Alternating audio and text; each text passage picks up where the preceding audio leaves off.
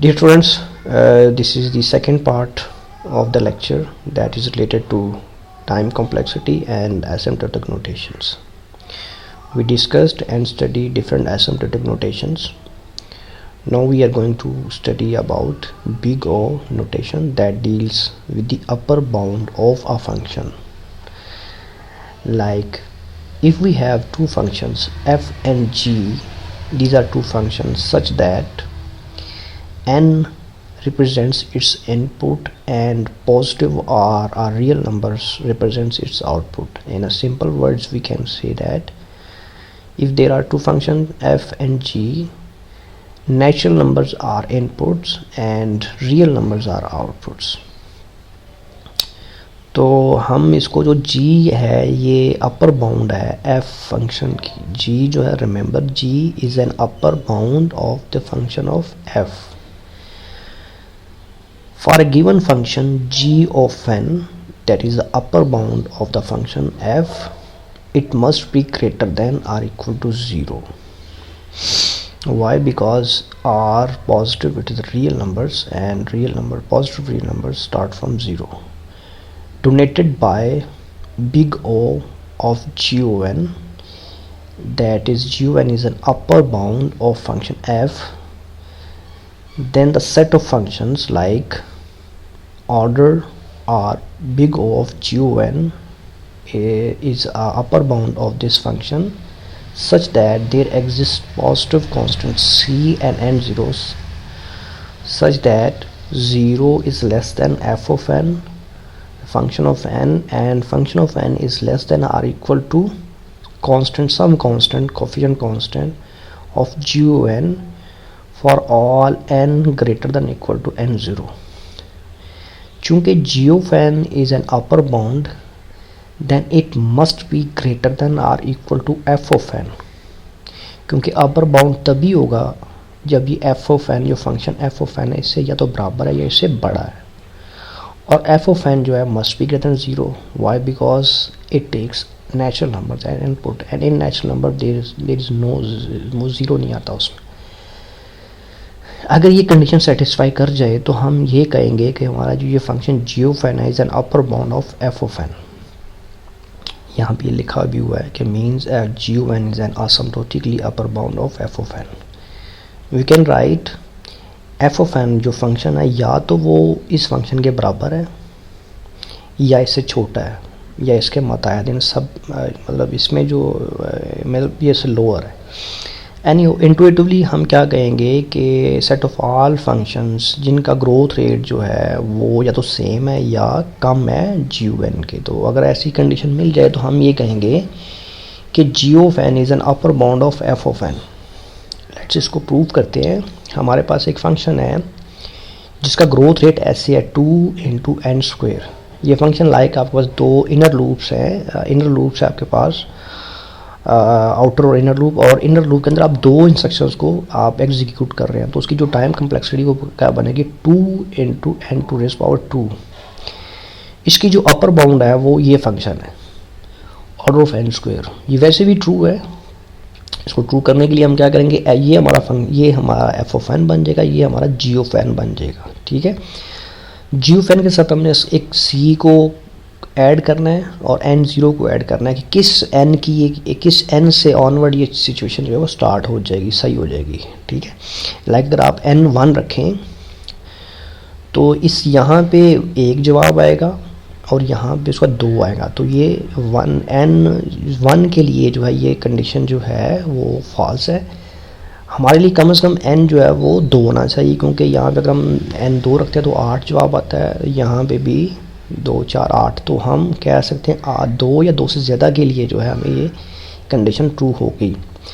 So let's see इसको इस condition के मुताबिक जाएंगे. f of n is less than equal c some constant g of n. f of n की value 2 to raise power n square less than equal c n square. c आ गया, खुद से हमने लगा दिया, और n जो है ये g of n है, ये होगी, ये हमारा फंक्शन है. सच दैट अब इसको आप देखें, आप n डिवाइड करें, n2 को डिवाइड किया इस साइड पे तो ये हमारे पास अकेला 2 रह गया. यहाँ पे हमने n स्क्वायर को डिवाइड किया तो हमारे पास cn रह गया. तो 2 less than equal C N. So यहाँ से हम क्या कर सकते हैं, c की वैल्यू अगर हम c1 रखते हैं तो n की वैल्यू जो है वो डिटरमिन की जा सकती है। सो c1 एंड n2 ये हमारे लिए मतलब वो बेसिक्स ये हैं। यहाँ से ऑनवर्ड जो है कि हमारा जो है कांस्टेंट भले वो एक हो, लेकिन हमारा जो n की जो इंस्टेंट्स मतलब पर्टिकुलर n है वो 2 या 2 से ज़्यादा होना चाहिए। तो इन तमाम हैंड्स हमारा ये जो फंक्शन जो है ये इसकी अपर बाउंड ये फंक्शन होगी अगर हमारा कांस्टेंट जो है वो 1 हो और n जो है कम से कम 2 हो। ठीक है, एक और सेकंड एग्जांपल लेते हैं कि प्रूव दैट एक फंक्शन है हमारे पास that takes 1000 times of n square plus n plus 1000 into n, its upper bound is order of n square, कि इसकी जो अपर बाउंड जो मैक्सिमम जो वो n स्क्वायर है। तो हमने यहाँ पे इसको साबित करने के लिए हमने कोई यहाँ पे कांस्टेंट रखना है और n की कोई वैल्यू रखनी है कि ये हमारा फंक्शन जो है इसकी अपर बाउंड तब होगी जब ये हमारे पास कुछ ये कंडीशंस होंगी, लाइक हमारे पास कुछ कांस्टेंट होगा और कुछ n की कुछ वैल्यू होगी।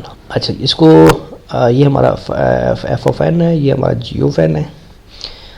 तो डियर स्टूडेंट्स इसको ज़रा कंडीशंस के मुताबिक सॉल्व करेंगे कि 0 जो है वो less than f of n and it is less than equal to c g of n. So f of n is ये कंप्लीट फंक्शन को आप एक साइड पर रख लेंगे, then you need some constant c n square. इसको आप solve करेंगे, लाइक सॉल्व ऐसे करेंगे कि आपने इसको क्या किया कि आपने सी एक मिनट ज़रा ओके, यहाँ पे डियर स्टूडेंट्स कम से कम सी की वैल्यू जो है 1001 रखी। तो ये जो सी की वैल्यू 1001 रखने से 1001 n स्क्वायर बन गया। ठीक है, उसके बाद हमने क्या किया कि ये वाला जो 1000 n स्क्वायर है इसको यहाँ से माइनस कर दिया। ये जब यहाँ से माइनस निकल जाएगा तो 1 n स्क्वायर बच जाएगा हमारे पास। तो 1000 n is less than equal to n square, क्योंकि हमने 1000 इसमें से माइनस कर दिया। अब वैसे अगर इसको आप n से डिवाइड कर दें तो n equal to 1000। So it is simple. तो आप ये कह सकते हैं कि ये फंक्शन जो है इसकी अपर बाउंड ये फंक्शन तब होगा जब हमारे पास इसके साथ हम इस फंक्शन के साथ कांस्टेंट 1001 लगाएंगे और n को कम से कम 1000 से स्टार्ट करेंगे।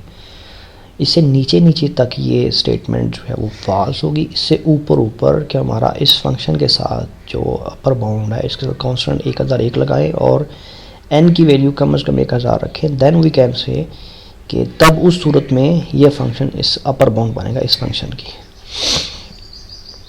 इसी तरह डियर स्टूडेंट्स सम फंक्शंस हैं, ये नॉर्मली मोस्ट ज़्यादा यूज़ होने वाले फंक्शंस जो हैं वो हैं कि n square plus n3 is a function whose upper bound is or big of n4 and so and so forth. अब हम बिग ओमेगा नोटेशंस की बात करेंगे। बिग ओमेगा जो नोटेशन जो है ये लोअर बाउंड को जो है वो डील करती है कि हमारे पास एक फंक्शन है वो f of g such that n उसकी इनपुट हो और रियल नंबर्स की आउटपुट हो। तो उस सूरत में क्या होगा, जो आपका लोअर बाउंड फंक्शन जो है जी ऑफ n वो क्या होगा, वो 0 से बड़ा होगा और एफ ऑफ n से छोटा होगा, या एफ ऑफ n जो है वो जी ऑफ n से बड़ा है, क्योंकि हम लोअर की बात कर रहे हैं, निचली लिमिट की बात कर रहे हैं। तो जैसे ये prove that f of n is belong to lower bound of n और ओमेगा ऑफ n।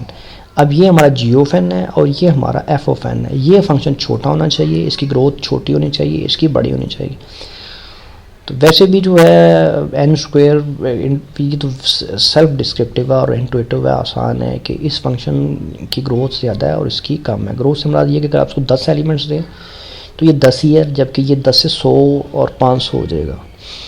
अगर आप इसको 100 दें तो ये 100 यहाँ पे 100 ही रहेगा, यहाँ पे वो कई गुना ज़्यादा बढ़ जाएगा, तो इसका ग्रोथ रेट ज़्यादा है। इसको साबित करने के लिए हमने कंडीशन इम्पोज की c1 of g of n that is this function is less than f of n, this function for all n and that must be greater than or equal to n0, the first n। तो यहाँ पे इसको solve करेंगे, इसको solve किया तो हमारे पास c जो है वो 5 आ गया और n 1 आ गया। तो हम ये कह सकते हैं कि हमारा जो, अगर हम इस फंक्शन के साथ जो है ये लगा दें तो ये इस कंडीशंस के लिए हमारा, हम ये साबित कर देंगे कि ये इसकी लोअर बाउंड है। सेम इस तरह जो थीटा जो है वो एवरेज केस को रिप्रेजेंट करता है कि हमारा जो फंक्शन जो है f, it lies between lower and upper bound. तो हम इसको कैसे करेंगे कि हम यहाँ पे दो कंडीशंस होंगी कि हमारा जो फंक्शन जो है it lies in between lower bound and upper bound. ये एवरेज में दरमियान में है, तो दरमियान में ये हमारी लोअर बाउंड है और ये अपर बाउंड है। अगर ऐसी कंडीशन हमें मेट कर जाए तो हम ये कहेंगे कि हमारा जो फंक्शन है वो, या वो